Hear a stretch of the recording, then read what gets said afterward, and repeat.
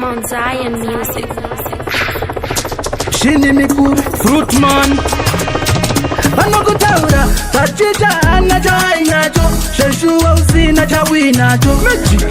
Aziziva chimone chingwa chini nguva yacho Rima rinozama Unibudita mupikisha Upenyu wangu umegazwa primicha Magic Ngirazize kudanga zinonimirira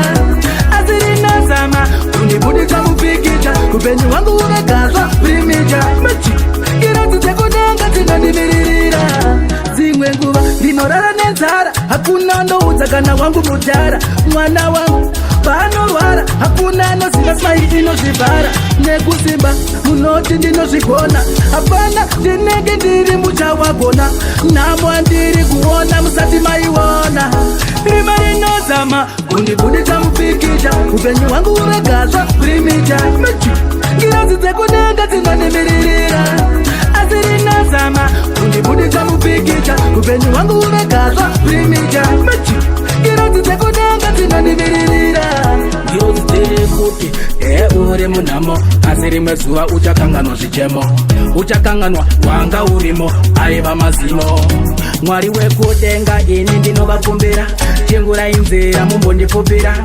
Vamwe upenyu vakundisongera Asi dai mandidaira Rima rinozama kundibudisa mupikisha Upenyu wangu uregazwa primicha Ngirazi dzekudenga dzinonimiririra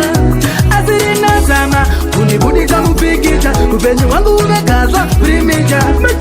Ngirazi dzekudenga dzinonimiririra Zimwe nguva ndinorara nenzara Hakuna ndoudza kana wangu mudhara Mwana wangu panorwara Hakuna anoziva smile inozvivhara Nekusimba munoti ndinozvigona Hapana ndinenge ndiri muchawagona Nhamo andiri kuona musati maiona